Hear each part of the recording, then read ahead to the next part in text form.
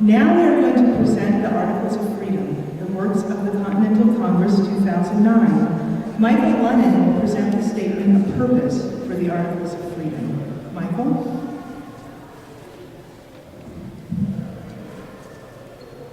Statement of purpose. Our message is not about the resuscitation of a dead Constitution. The Constitution still towers over the wrecks of our national life. Resurrection, not resuscitation, is our motto. We are not fanatics. We are not extremists. We do not seek revolution or anarchy. We are those whose heartbeat is one with the soul of America, our Constitution. As a people, we need to ask, who are we? What do we want to be? What kind of country do we want to leave to our children and future generations of Americans? Shall we let our Constitution and its essential principles be murdered by the powers of the world? Will we tolerate tyranny merely to be comfortable? What does a free people do when confronted with a government that refuses to honor and might even systematically scheme to evade the boundaries and limitations established for it by we the people? If the people fail to act, we will end a chapter in human history that began when a people reigned sovereign and the chains of a written constitution limited and bound their government to their service. We have a choice. You have a choice. More and more of us with each waking day have requested answers, but we do not get them. We have tried to stop the wrongs taking place, but the violations continue. Now we offer these instructions to our government to obey the Constitution, which after all is a strongly worded set of principles to govern the government, not the people. By the terms and provisions of the Constitution, the people have formed the government and enabled the government to act in certain ways. However, the people have also purposely and markedly restricted and prohibited the government from acting in certain other ways. We meddle in the internal affairs of foreign countries and apply our armed forces in constitutionally unauthorized hostilities overseas, resulting in a chain reaction of direct and indirect effects. We are on the brink of a meltdown of a monetary system based on the endless conjuring of debt. We have seen an enormous security system arise before our very eyes to protect us from terrorists, yet in doing so our government is seizing our most fundamental rights and deprive us of their protections. We are losing our freedom. To finance all of these schemes, the IRS and the Department of Justice exert intimidation by and the power of an ever-expanding policing network to enforce and prosecute offenses of tax laws. Yet they refuse to cite the specific legal authority that purportedly allows them to enforce those laws. The nature of our resistance is clear. It is not an act of anarchy or rebellion. Rather, it is an act of resistance to a government that is violating the purposes for which the Creator, through the people and the Constitution, has ordained civil government. We are not anti-government. We are not anti-war. We are not anti-tax. We are not anti-law enforcement. We are pro-Constitution and anti-fraud.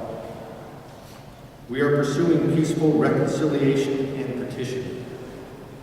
It is the President, the Congress, and the courts who have refused to respond to our petitions for redress of our grievances in violation of the First Amendment and who continue to violate and undermine the supreme law of our land. We have no desire for resistance or violence of any kind. However, in the people's peaceful attempts to have answers, the people's petitions and appeals have been met with force, and in some instances, with near military force. The defense of our homes, families, properties, and possessions is a most important point to us. It is our heritage. It is our right.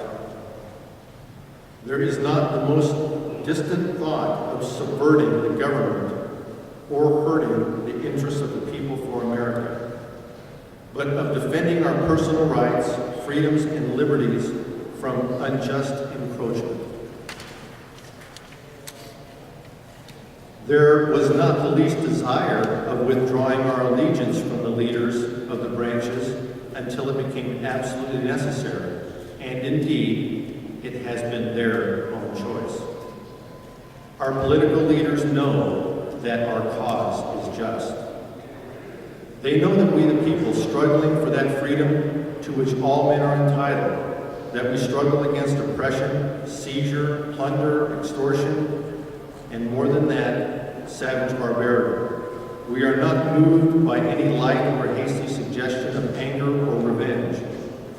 Through every possible change of fortune, we adhere peaceably to this determination. Our property and happiness have been attacked. Our self-defense against an aggressor government is righteous. Our civil action is for the cause of civil justice, a righteous struggle undertaken in defense of our property, our happiness, and our families. It is to oppose the invasions of usurped power.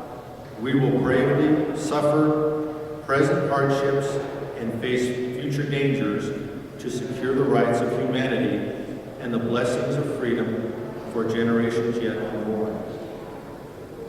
It is our obligation as responsible citizens of this country to set a proper value upon and to defend to the utmost our just rights and the blessings of life and liberty.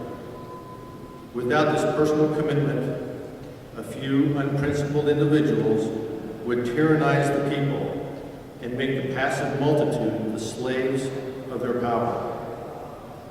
Thus it is that civil action is not only justifiable, but an indispensable duty to correct these wrongs. It is upon these principles that we are resisting what is taking place in our government and will not back down.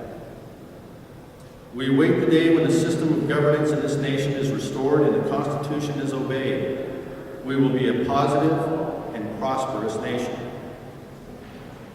Today, delegates to Continental Congress 2009 and others from each of the several states serve this document titled the Articles of Freedom with its remedial instructions on our federal government and state government officials, placing them on notice that we, the free people of America, believe them to be in violation of their oath of office and the Constitution for the United States of America.